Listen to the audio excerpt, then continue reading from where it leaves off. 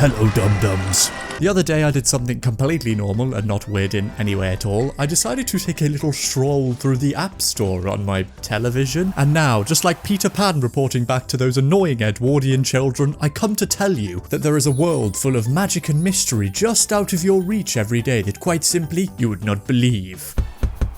Do you have a ladder? I don't know how to get down. You've got the Chuck E. Cheese channel, Bongo, Voo, this one that totally doesn't use generative AI, Dental Digest, and of course, Coffee Fueled Genius.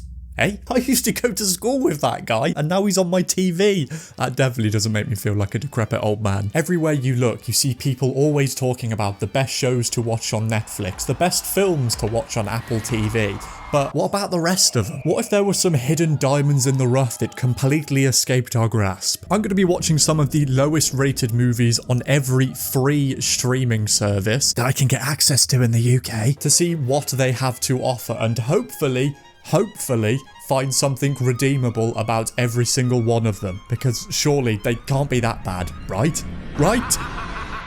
Before we fully get into this, I want to thank everybody over at, the wall of Patreon, who actually helped me choose what video to do next. And as you can tell, yes, I am classically trained in art. Anyway, it means a lot that you all help me navigate out of this super annoying thing called my brain. So if you don't like this video, this is your fault. Specifically, this person's fault. Who is that? Brimslop. It's your fault.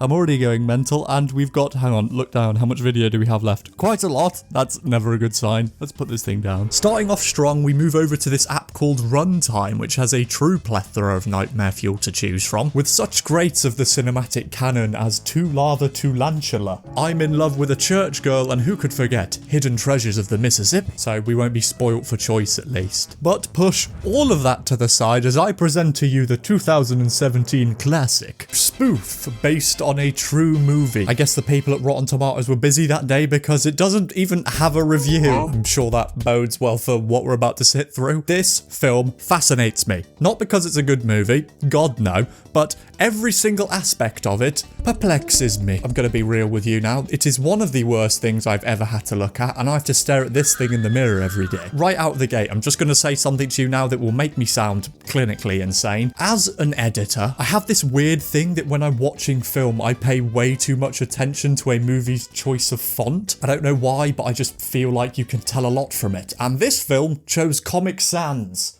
So we're in for a wild and wacky ride. Spoof is entirely composed of a bunch of 5 to 60 second clips mocking or spoofing popular movies throughout history.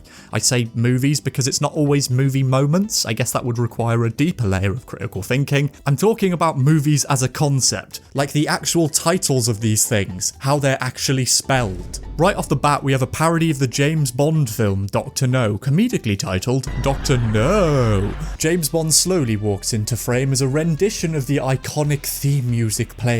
We see the barrel of the gun in center stage on the screen. He stops still, and then just before he's about to announce himself, the barrel shoots him.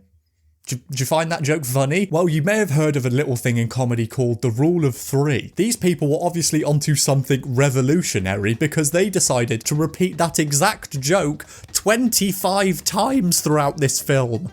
25! With such wondrous spin-offs as Golf Inga, Casino Royale, and From Russia Without Love. I've never been so annoyed that there were that many Bond films. The main thing that leaves me in a state of immense confusion is that clearly some level of budget went into the making of this film. Like, there's animations in a variety of different styles, there's jokes with physical sets, there's costumes, props, and elaborate makeup gags, like one involving Hannibal and the Terminator that I will not show you just to keep this air of confusion alive. But with all of this film has the comedic stylings of a hernia. Adrian!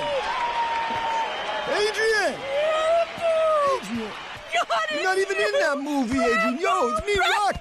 This is the perfect example of the thing that absolutely infuriates me about this movie. They don't even try. Every joke, if you could call them jokes, are the lowest hanging fruit. The most obvious gag that they beat to death over the course of 100 spoofs. Pretty much every single joke that you see are insanely half-baked versions of something that you would have seen on Newgrounds in 2006. And this came out 11 years later. Just for a little thought experiment here, if you were to create a gag or a joke based on Alfred Hitchcock's seminal work rear window, what do you think you would focus on? Someone looking in on a room they weren't supposed to, or leaving the lens cap on so they think they're going blind?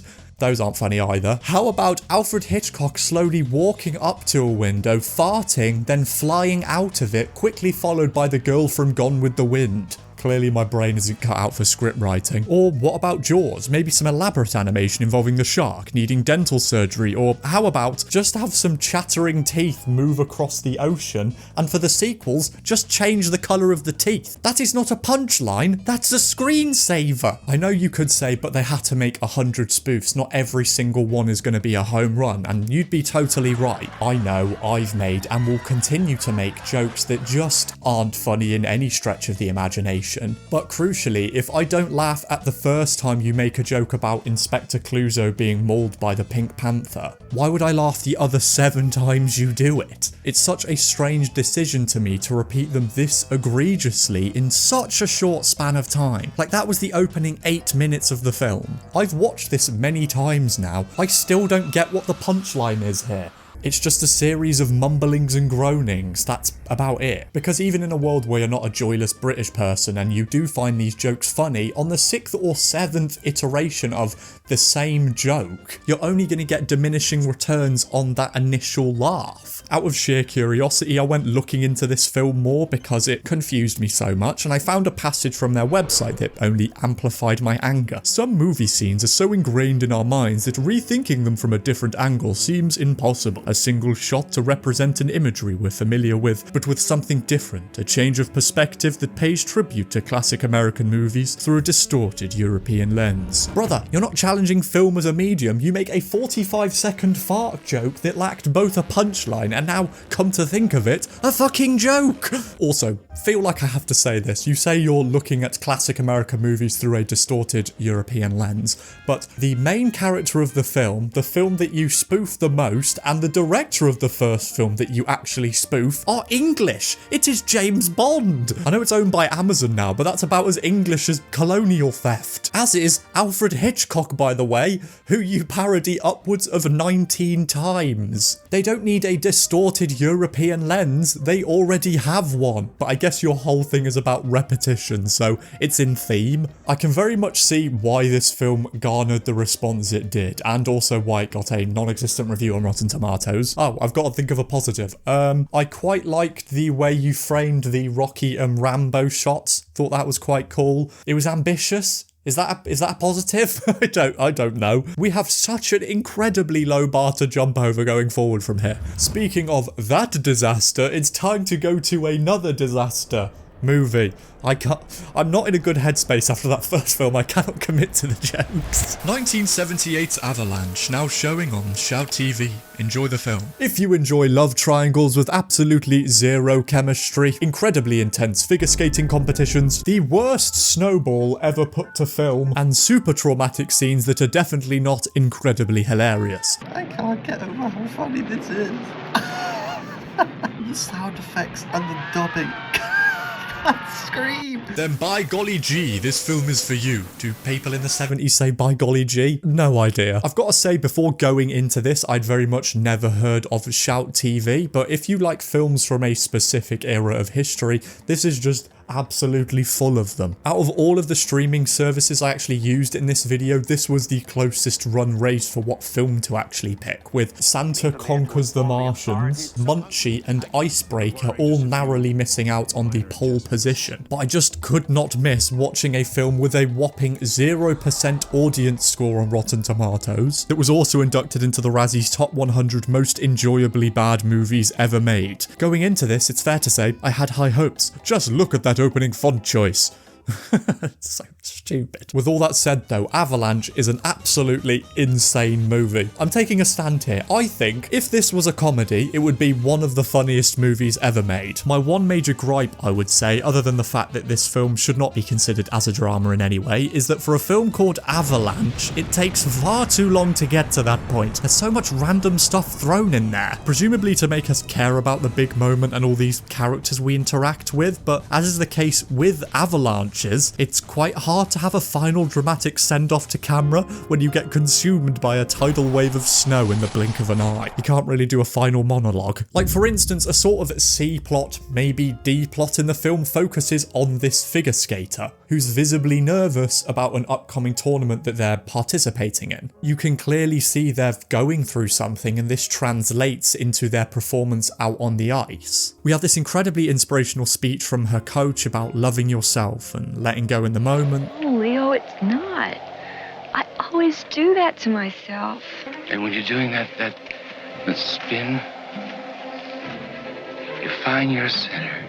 Then flash forward about 40 minutes in the film, we get to the big stage, her moment, and she crushes it. She is visibly ecstatic, her coach is on the verge of tears. And then just 8 seconds later, every single one of them are absolutely annihilated by a poorly cut out green screen overlay. Why did they do this? This person is not an important character in the narrative, so much so that I do not know her name. She's maybe in 8 scenes tops in the entire film. I physically cannot imagine a single person watching this film and not busting out in laughter when this happens, or moments later where a chef explodes soup all over himself and then someone gets shot at 90 miles an hour across a countertop. How is this not a comedy? Do I have a problem, genuinely? For the first 60 minutes, Avalanche is an unfathomably boring drama where we learn about the consequences of bribing people, ignoring environmental impact assessments, and why you should never invite your divorced wife to a resort full of attractive people, followed by a truly insane 8 minutes of ragdoll falls, obscene sound effect choices, and questionable dubbing. How old are you? 16? Got an ID? Uh-huh. See you in the bar when I get down. Before going back to being a boring drama for 15 minutes, then out of nowhere, an ambulance flies off the side of the road for no reason, explodes, and then the movie ends. If you uphold this suspension of disbelief and truly think of Avalanche as a comedy, it is incredible. But if you live in the boring real world and think about what this film is supposed to be, an action drama about a ski resort built by a dodgy man on dodgy ground, it is incredibly boring. The acting may be hit or miss, but there are some absolutely unreal line deliveries that just keep going around in my head. The power's out, and there was an explosion in the kitchen, and the dining room's blocked up. There may be some people trapped. And I'm obviously not expecting them to cause an actual avalanche for the 1978 New World Pictures film, but the stock footage they use is so incredibly grainy, my stupid head, who spent far too much time in DaVinci Resolve, kept focusing on it for far too long. Add to this the green screen effects that you can so visibly see, and the blocks of styrofoam that you see bouncing off people's heads. It was making me have a full-on meltdown. Just look at that stare. This is how I would look if someone forgets to put the milk in my tea, not seeing a man's life cut short. But we will ignore all of that because to me, it is one of the greatest comedies ever made, and none of you can convince me otherwise. I also did really like some of the energy and tension on display through some of the skiing scenes, especially this one where this truly horrendous man called Bruce is trying to outski the Avalanche. Even though I was rooting for him to fail because I did not like him, it was shot in a very cool way. And also, I love this random shot of a child drinking some alcohol that looks like they're going through the roughest day of their life. It's great. Let's keep this suspension of disbelief train rolling through though, because for this next film, you are going to need an absolute boatload of it. My First Wedding, now showing on Tubi. This is one of the many rom-coms released during the early 2000s, and upon watching it 19 years later, you start to notice just a few dodgy moments. That's probably the most diplomatic way to put it. It stars Rachel Lee Cook 7 years after the success of She's All That, and just 1 year after her starring role as Tifa Lockhart in Kingdom Hearts 2. Truly, I had no idea about that, and I care more about that than the fact she's in my favourite TV show of all time, Psych. This is game-changing news. She stars alongside Kenny Doughty, who I'm more familiar with in the long-running crime drama over here called Vera, so it seems absolutely baffling to see him in a place with actual sunshine and not Newcastle. The basic premise here, and bear with me, it's weird, is that Rachel Lee Cook's character Vanessa is just days away from getting married to her overly religious fiance called Andre. So much so that they haven't slept together yet. So she wants to sleep with every single man she sees in the street. Like, she could be in a shop and someone casually walks past the window and she will stop what she's doing and sprint after them. Vanessa goes to a confessional to talk about this, and in the other side of the booth we find Nick the carpenter, who Vanessa mistakes for being a priest, tells him all her troubles, and then the obvious next step ensues. Nick pretends to be a priest to use this knowledge to try and sleep with her. You see what I mean? It's a little bit odd. I feel like there could have been a world where this premise came off as anything other than incredibly weird, but we are very much not in that timeline. As the film progresses, Nick, bro, he turns fully insane. I have no idea how anybody associated with the making of the film thought we could actually root for him. He is pretty much a stalker, but it's not just me who thinks this, as you can see by looking through the various reviews people have put on sites like IMDb, Letterboxd and Rotten Tomatoes. They all follow a similar pattern, with the critics in particular hating this, and I very much have to agree with them. Ignoring the premise for a minute, which is just absolute insanity, it would seem to me that no one wanted to be in this film. Either that or the director gave some absolutely baffling scene notes, because everybody is consistently operating at a 2 out of 10 at all times. I mean, they may as well just be whispering. Wedding is off. No more wedding. Wedding's bad. There must be a reason. I'm the wrong person. That's the reason. Vanessa had called off her wedding here, completely out of nowhere, and Andre, her fiance, seems completely okay with that. He's nonplussed. I'm obviously not expecting everybody to be shouting and screaming every single time they're on the screen. That would be mental. But if the characters in-world aren't engaged with the narrative or even find any of the jokes funny... That blonde? I bet she's better than Vanessa.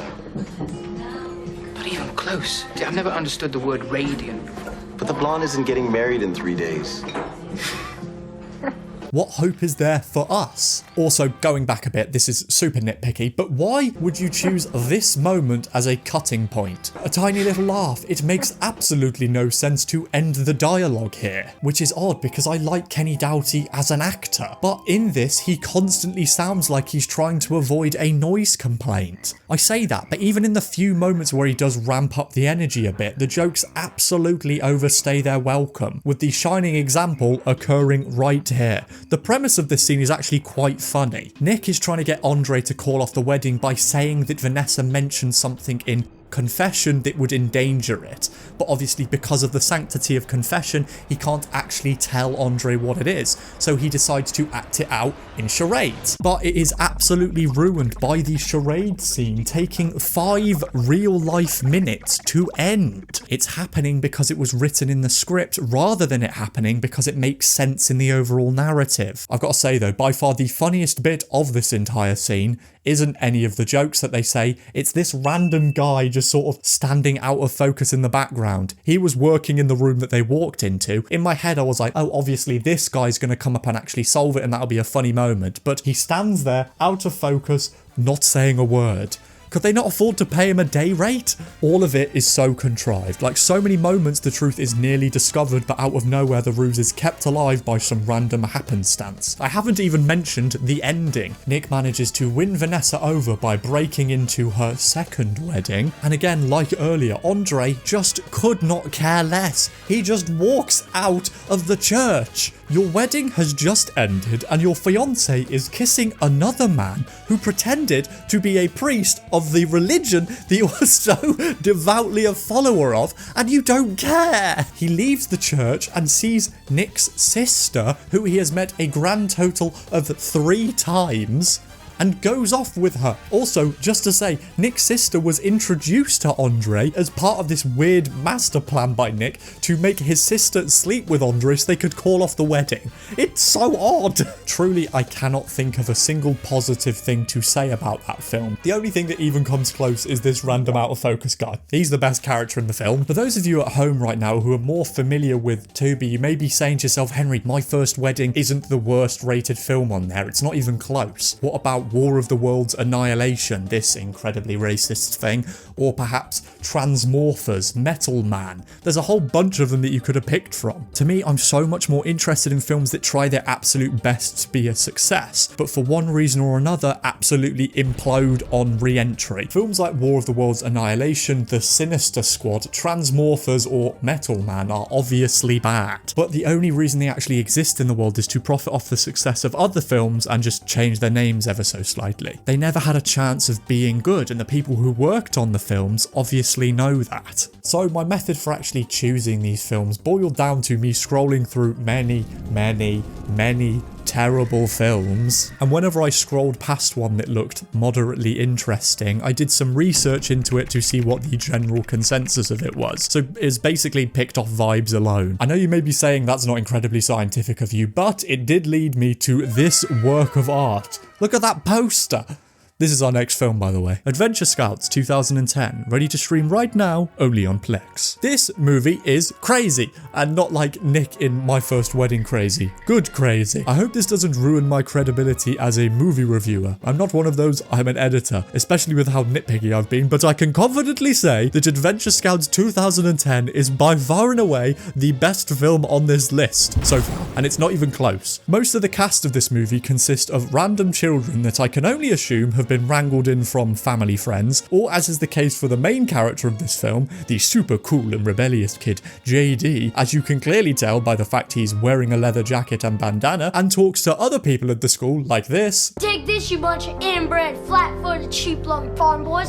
I fly with who I want to fly with. God, he's so cool. He is another blatant example of the Nepo baby epidemic that's taking over Hollywood. It's starring, written and directed by Jim Fitzpatrick, who is the father of JD in real life but plays his stepfather in the film called Alan Daniels. And I respect it so highly that Jim Fitzpatrick could have taken this opportunity to make his character the coolest and most integral part of the film, but he's an absolute nerd. He chose to use this as an opportunity to give these random children their chance to step into the spotlight, and more crucially his son, who's still acting to this day. And I just think that's really cool. And sure, coming from someone who was around this age in 2010, Jim clearly didn't have the greatest grasp on our lingo. I'll be a wart on a pig's foot if it ain't the Karate Kid. I didn't dish you guys. No way.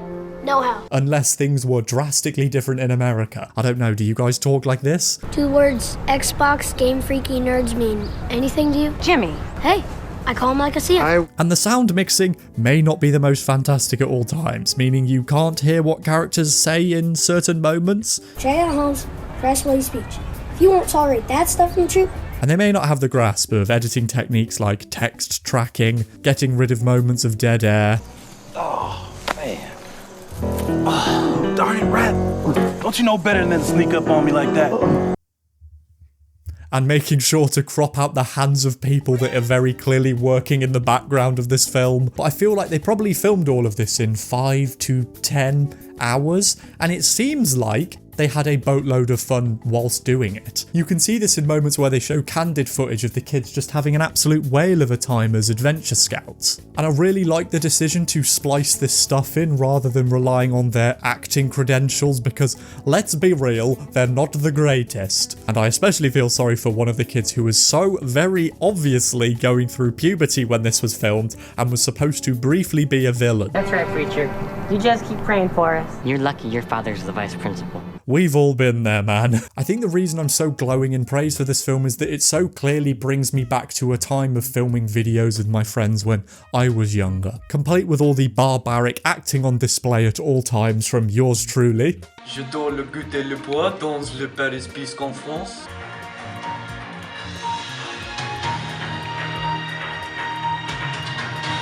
I mean, this is especially true in the final third of the film, where the kids finally work to defeat the evil biker gang that have taken over their town. There are so many instances here where you can see that all the crew involved definitely rocked up to a random location, looked around, and made up a decision on the spot of what to do next. From what I've been reading recently, it seems to be very similar to how the Russo brothers are making Avengers Doomsday. In every scene, the question is, obviously, how would a group of children convincingly beat this man in the location they are in right now. Why don't you lure them up a fence, then bring a bunch of kids out to throw some really soft pitches at a fully grown man, which barely make a noise when they connect, and then start hurling a barrage of insults at him until he eventually asks for mercy. Or in a library, lead them into a corner really slowly, then throw a net on him that presumably was in his eyesight the entire time, and also he could very easily escape from, then for the finishing move, throw a bunch of books at his head. It's incredible. So if you have a spare 83 minutes, I guess you can watch it if you want. The same absolutely cannot be said for the next film on our list, The Legend of Oz, Dorothy's Return, free to stream on freevee. That's the one Amazon own, if you didn't know. In the past year, I feel like I've learned quite a lot about the lore of The Wizard of Oz very much against my will. So I don't know why I felt compelled to learn more about it, especially in a horrendously animated children's film. Oh, hang on,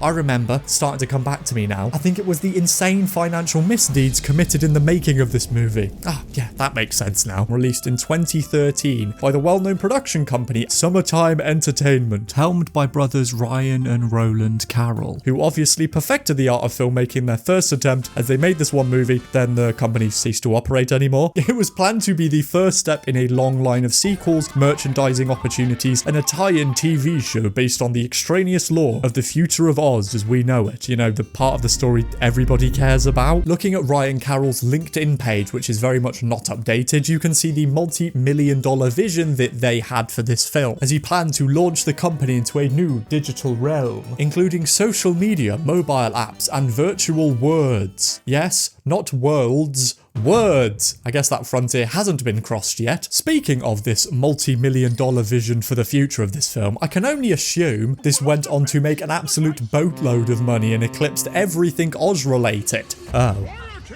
That doesn't bode well. As reported in this article in The Wrap, published in June of 2014 by Jordan Zacharin, producers Ryan and Roland Carroll, along with Florida businessman Greg Centineo, whose son you may be familiar with, nudge nudge wink wink, with Zacharin suggesting that potential investors were encouraged to send money via personal check, wire transfer, or even investing through their 401ks and retirement plans. Potential investors projected anywhere from $720 million to $2.04 billion gross revenue on film content alone. That's not taking into account toys, merch, and other gold mines that they could have spun off from this. In this film's opening weekend, it made $3.7 million. That's not very wonderful. That's not all though. Because of the money they actually ended up raising for the film to be made from all these potential investors, $17 million of it was allegedly taken for supposed management fees, while all these investors pretty much lost everything. What were they managing? Do you know how funny it is to me that a bunch of people who made a spin-off around The Wizard of Oz, a film which famously revolves around an elaborate scheme to hoodwink people, managed to concoct their own insanely elaborate scheme, raising money from all these investors with fancy parties and promising them untold riches for years to come, that then turned out to be nothing more than a hoodwink. What film are they adapting next? Ocean's 11? How much more on the nose can you get? In terms of the actual film though, because I have to talk about that, I truly have no idea how they thought they'd make a franchise out of this. I mean, financial wizardry aside, I understand I'm very much not the target audience for this film. Gadzooks! I just realized something horrible. Dorothy could be here any minute and walk right into a flying monkey ambush. And the Oscar goes to... But come on, there has to be some level of competency here. Even on a basic level, this film was marketed as a musical. Its main character was played by someone coming from Glee at the height of its popularity, and its villain is Martin Short. At the very least, you would expect that on day one, you'd make it a priority to have that side of the film locked down. But I guess they were spending all their energy on defrauding a bunch of people because they absolutely stink. I watched this film yesterday, and I do not have a single jingle stuck in my head. Hang on, I wrote some of the lyrics down because they're insane. In one of his big villain songs, the jester reveals his sinister plot. These are the lyrics. I guess you'd have guessed the jester knows best. When I laugh alone, it is I who laughs best. Why would I have guessed that the jester knows best? Jesters are famously fools. They do not possess an ounce of credibility within the realm. And why does it matter who laughs best? Is that a contributing factor to who's the funniest or who's best at running a kingdom? This film is insane, completely bone bone-chillingly insane. Just to emphasize this, there is an actual scene in the film where the gang realizes they can't follow the yellow brick road anymore, as the bridge in front of them is broken. Oh no. So naturally, they need a wooden boat to cross the river. So they decide to turn to a bunch of talking trees who obviously don't want to give up their limbs until one of them, voiced by Patrick Stewart of all people, volunteers to commit arbicide? Is that what it's called? And everybody laughs and sings while it's happening, including this beaver who is voiced by Brian Adams. I feel like I've fallen into a coma.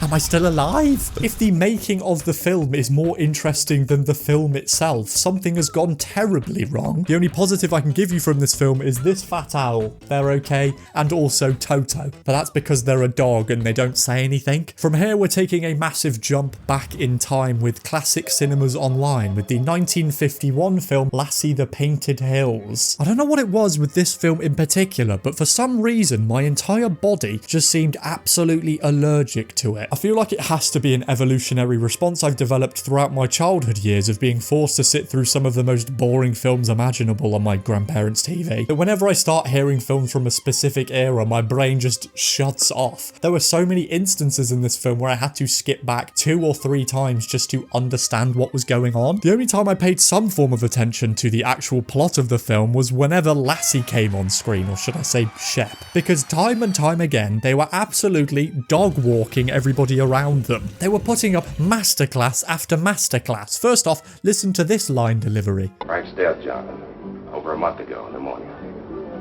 Now, look at this dog doing its thing. Shep will not stop aura farming at every possible opportunity. They look like a god that's just descended from the heavens. I've got to say though, one aspect I really did appreciate apart from the dog is how subtly they told us who the real villain of the piece was. If you blink, you may just miss it.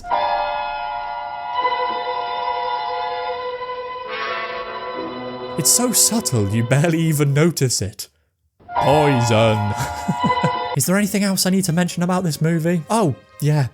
One tiny thing that sort of skipped my mind. In the final part of the film, the dog murders someone.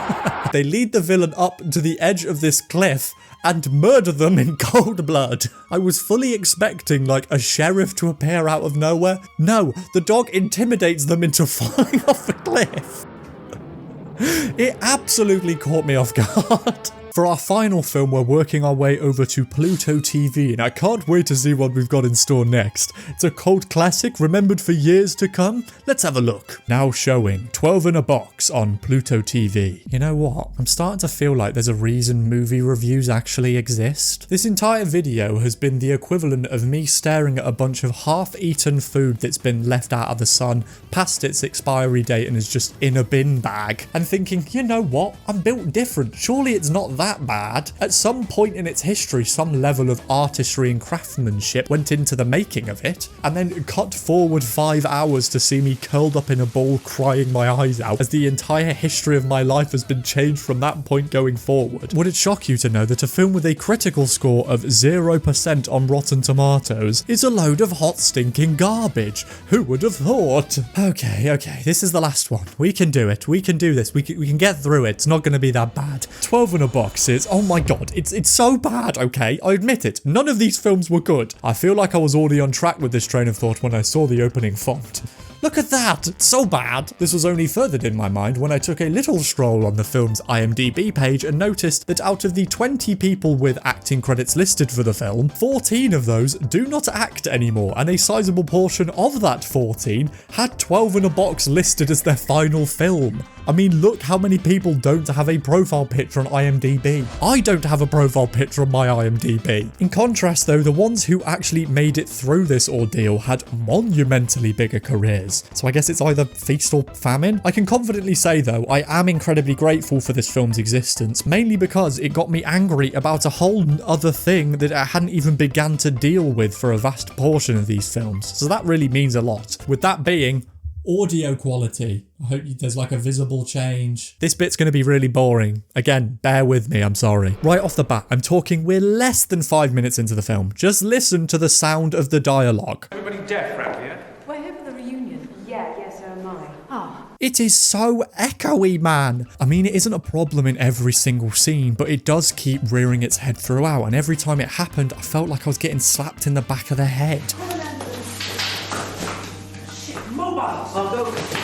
With my tiny experience of filming things in the middle of nowhere, I could only imagine what happened. Either they were offered or found a bunch of big regal places to shoot at, but never stopped to consider the acoustics. Either that or the mics they actually had on the day were just the absolute wrong choice for a place with little to no furnishings and super high ceilings. Meaning the audio was just bouncing all over the gaff, which is absolutely not the technical term here. Initially I thought maybe the place that they chose wasn't suited to long swaths of dialogue, but then go and watch an episode of Midsummer Murders, Mrs. Marple, or even Poirot, and their dialogue pickup just dog walks this film. 12 in a Box feels like a student film in the worst way imaginable, and that's coming from someone who made a lot of terrible student films. But it's not just the dialogue, the music and sound effect choices are mind-bending at times. Like, this is a really pivotal scene at the end of the film. In fact, the entire film builds to this one moment. Are they going to complete the goal of the film or are they not? Are they going to fall at the final hurdle? And listen to how it sounds.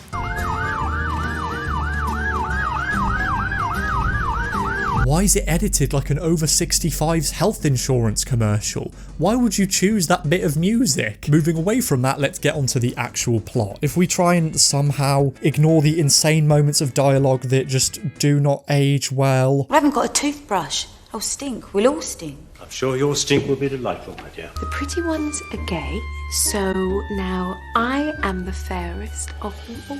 So much of this film is insanely confusing. In 12 in a Box, last time I checked, these are all fully grown adults. You should know how to respond in situations. Actually, here's a good moment for this. Try if you can and guess what's going on in the scene I'm about to show. Either put it in the comments down below or keep the guess in your head.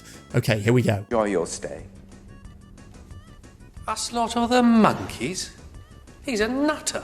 I can't stay 4 days. This is all I've got. You got your guess in? Okay, here goes. Our main crew here have just been told that they are mere days away from winning $1 million each. Here's the scene in full. Well, my good friend. They're just sitting on their sofa, hands crossed, like they've just been told their train is delayed. All they have to do to get that money is not leave this big regal house for a few days. I know British people famously don't have emotions, but come on, this is the one time you can let down the World War I Blitz mentality. At least, I don't know, pop a smile. By far and away the weirdest thing with this entire film to me is actually the box art. Even if you have no idea what's going on, you'd assume that this person in the middle is the star of the show. You know, the one with their name in 500-point font behind their head? Well, you'd be very, very wrong. If you're not familiar with that person, they're English comic and actor Miranda Hart, who does appear in the film, but it's for a grand total of 8 scenes, and 80% of the time they are shown on camera, they are gagged. They spend pretty much the entire plot of the film locked in a bedroom and are tied up with toilet paper. And every single time they are mentioned in passing, every other character just hurls abuse at them.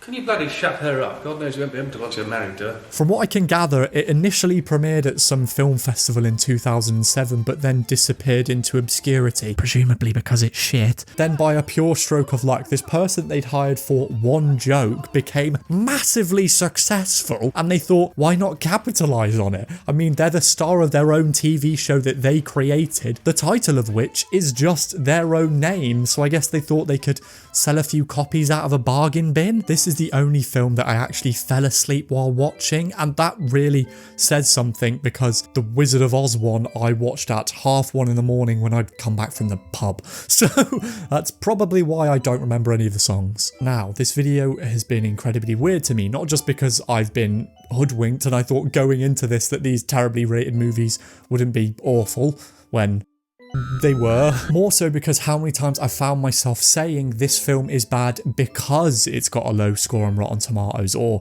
it's awful because the critics don't like it. Art is inherently subjective. Many of the films that I've watched throughout this video could be in your top 5 or something that you put on in the background when you need to feel good. I really hope it's not Lassie the Painted Hills, because I will emphasize this again, that dog deserves to be in jail. Over the past year, I've very much noticed that I've been paying way too much attention to sites like IMDb Tubi and Rotten Tomatoes and just listening to general discourse on what to watch instead of actually deciding for myself. In their earliest days, streaming sites positioned themselves as an innovative, easy to use alternative to more outdated forms of traditional TV. A one-stop shop where you could not only rent movies and TV shows, but with the magic of the interweb, have a funky little watch party on your Xbox 360 with all your friends' avatars in the crowd. But everybody's tastes are different. Some of my favourite shows and movies are going to be detested by you. And who am I kidding? There were moments in this video where I was dying with laughter for the films that I was watching. Whether I was actually intended to laugh or not is a completely separate thing. Maybe I should give some of these films another try, because you never know. Once you open yourself up to something that isn't algorithmically perfect, maybe you'll just like what you find on the other side. No, no, no, we're not doing this again. You can't make me.